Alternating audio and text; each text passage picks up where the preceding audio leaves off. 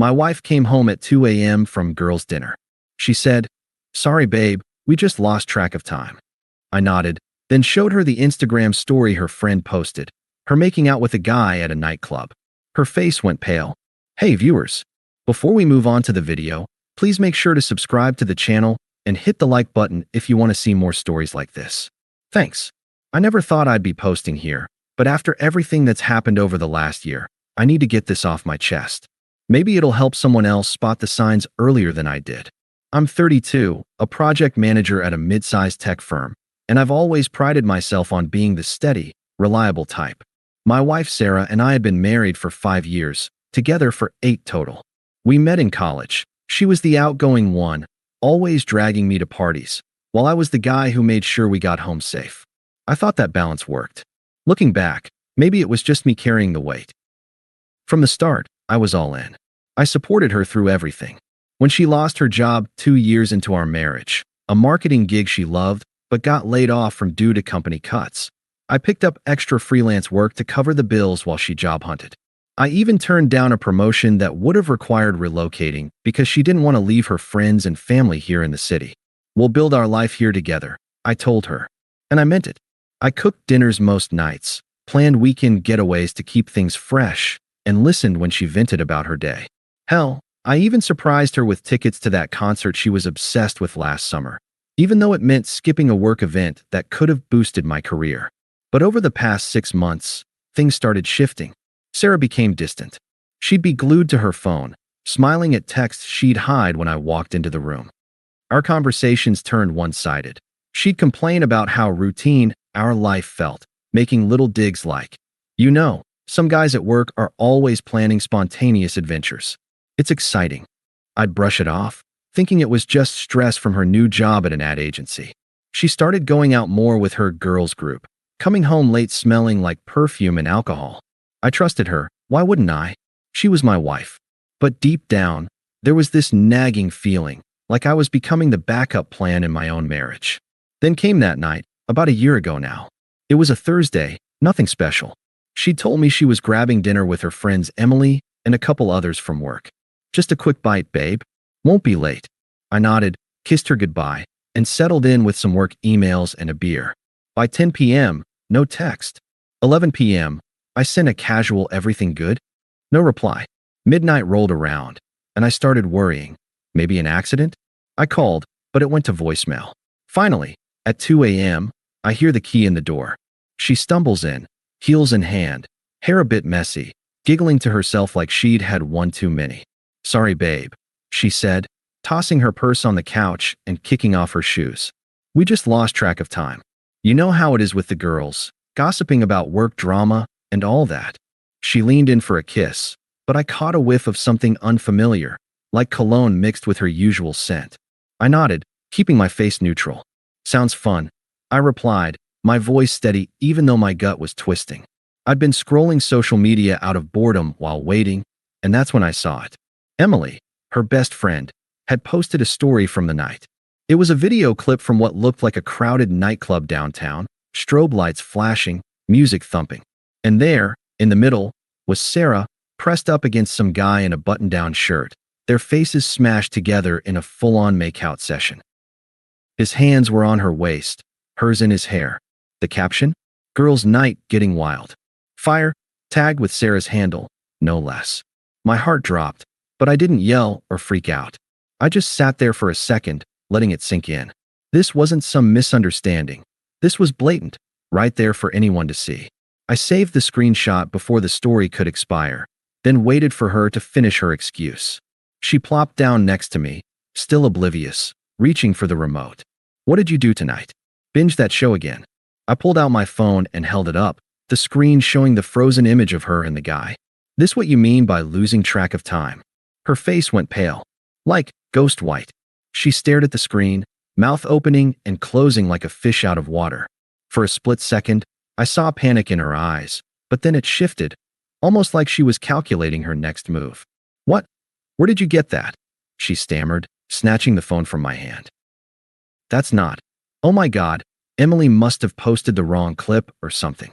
I crossed my arms, staying calm. "It's your face, Sarah." And his. "In a nightclub, not dinner. Care to explain? She set the phone down, rubbing her temples like I was the one giving her a headache. Okay, fine. It was just a kiss. We started at dinner, but then everyone wanted to hit a club after. This guy, Jake, from work, he was there with his friends. We were dancing, had a few drinks, and it happened. But it meant nothing. I was drunk, babe. You're overreacting. Overreacting. I echoed, my tone even. Inside, it felt like a punch to the gut. This wasn't just a slip. She'd lied straight to my face about the whole evening. And now she was downplaying it, like I was the problem for caring.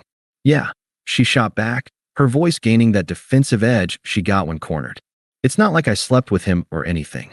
God, you're always so uptight about everything. Maybe if our life wasn't so predictable, I wouldn't need to blow off steam like this. There it was, the twist. Blaming me for her cheating. I'd sacrificed promotions, supported her through unemployment, planned dates to keep things exciting. And here she was, throwing it back like I was the boring one holding her back. It stung, but I didn't snap. I just looked at her, letting the silence hang. So that's it. I'm the villain here. I asked quietly. She rolled her eyes, standing up like the conversation was beneath her. Look, I'm sorry it happened, okay? But you're making this a bigger deal than it is. Jake's just a fun guy. He gets me laughing, unlike our routine dinners at home. If you trusted me, we'd move past this. Fun guy. From work. The pieces clicked. Those late texts, the distant attitude. This wasn't a one-off. Jake was the reason. I felt the betrayal settle in, deep and unfair. I'd been loyal, committed, and this is what I got? Made to feel like a backup while she chased excitement with some coworker. I didn't beg or argue.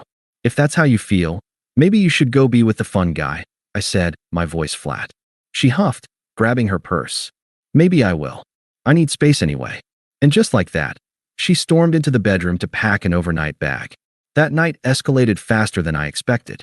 Sarah didn't just take space, she made it permanent. After our confrontation, she spent the next hour throwing clothes into a duffel bag, muttering under her breath about how I'd ruined the evening by spying on her friends' stories. I sat on the couch, watching without a word. Part of me wanted to ask why, to demand details, but I knew it wouldn't change anything. She'd already chosen. Once her bag was zipped, she turned to me, arms crossed, that smug look creeping back despite the earlier panic. You know, I've been thinking about this for a while, she said, like she was delivering a TED Talk on self-improvement. Jake and I, we click. He's ambitious, always planning these spontaneous trips and nights out. With you, it's just safe. Predictable. I love you, but I need more than Netflix and takeout to feel alive. I leaned back, forcing myself to stay composed.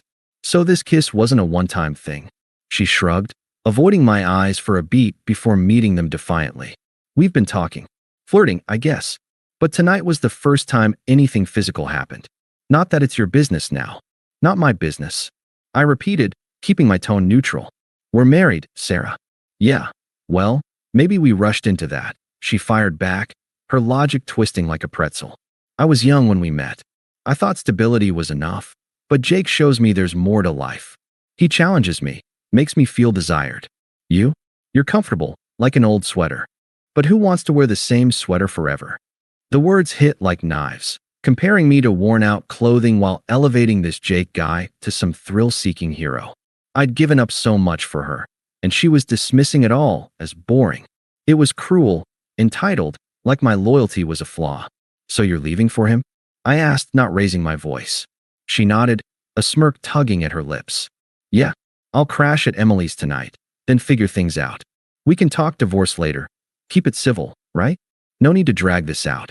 Civil, as if she hadn't just blown up our life publicly via that story. And to add insult, the next morning, I woke up to her social media update. A vague post about embracing new chapters and chasing joy dizzy. No mention of me, but her friends were liking it, commenting fire emojis. It felt like a public slap, disrespectful, like I was already erased. I didn't respond. No texts begging her back, no calls confronting Jake. I just called a locksmith to change the locks, practical, not petty, and started packing her remaining stuff into boxes. If she wanted out, I'd make it easy. But inside, the unfairness burned. Why did the loyal guy get discarded like yesterday's news? The days after Sarah left were a blur, but not in the dramatic, sobbing into a pillow way you see in movies. I didn't chase her, didn't blow up her phone with pleas or accusations. Instead, I focused on the practical stuff, the kind of quiet actions that rebuild a life piece by piece. First thing the next morning, I called a divorce lawyer. Not some aggressive shark, just a straightforward guy who handled no-fault cases. Keep it simple, I told him. No alimony fights, just split what's fair.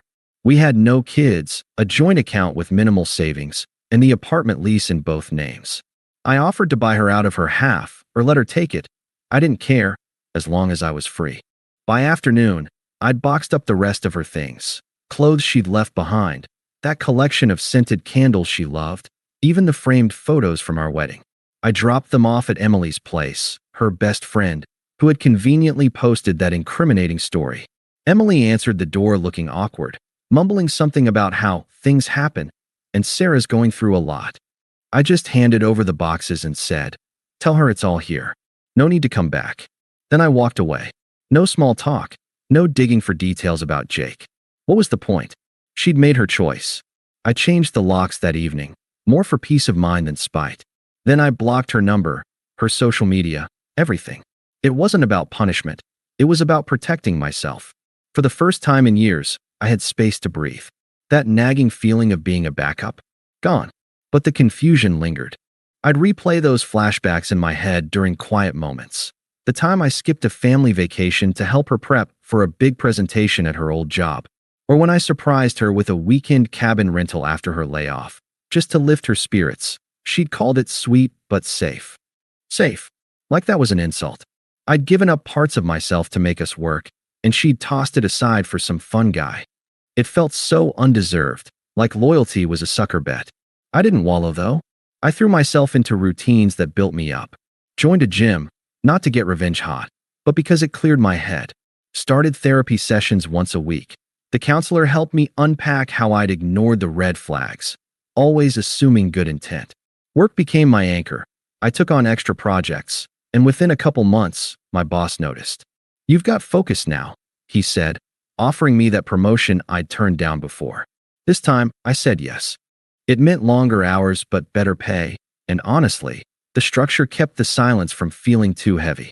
Nights were the hardest at first. I'd sit on the couch, staring at the empty spot where her purse used to land, wondering how someone could flip so fast.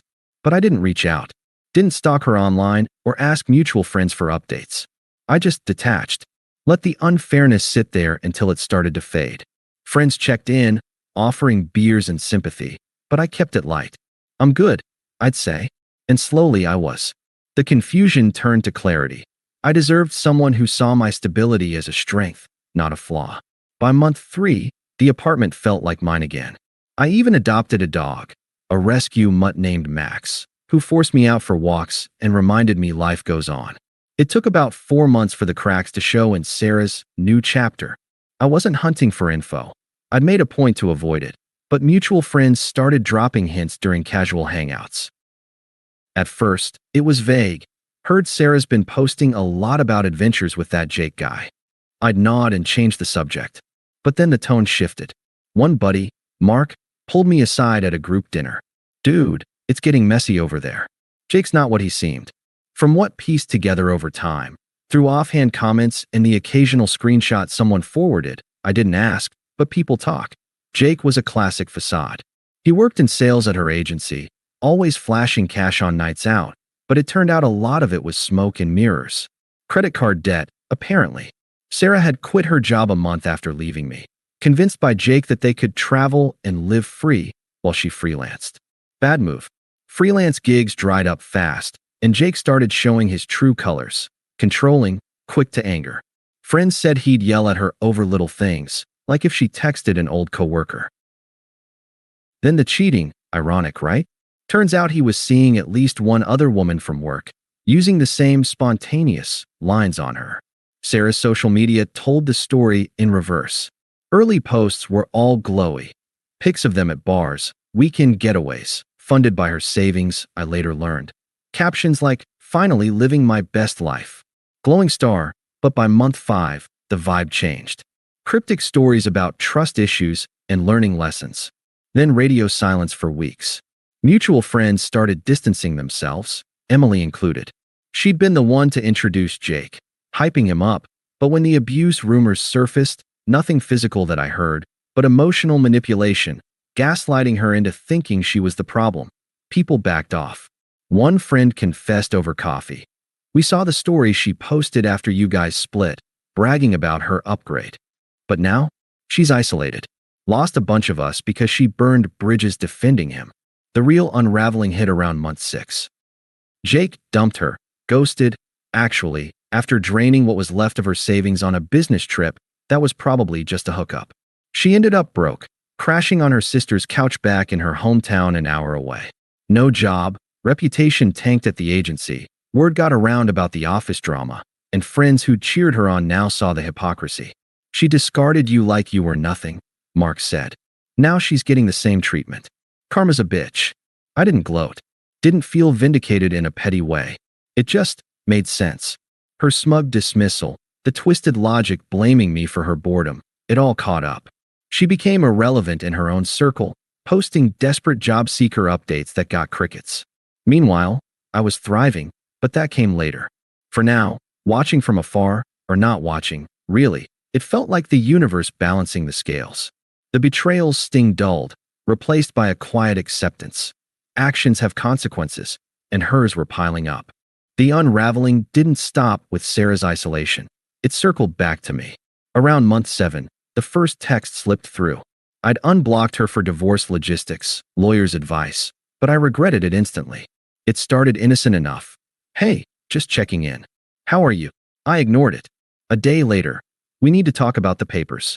Can we meet? The papers were already filed. My lawyer had handled it. But she kept pushing. By week 2 of her outreach, the messages turned personal. I miss our old life. Jake was a mistake. He's gone now. Still, radio silence from me. Then the call started. The first one, I let go to voicemail.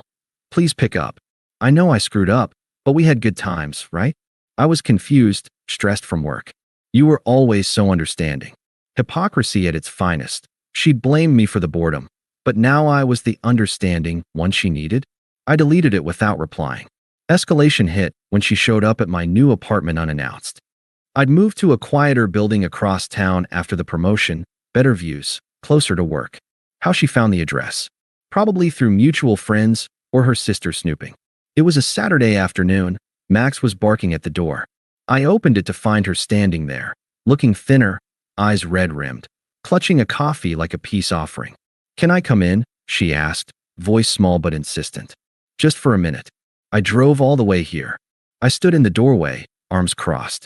What do you want, Sarah?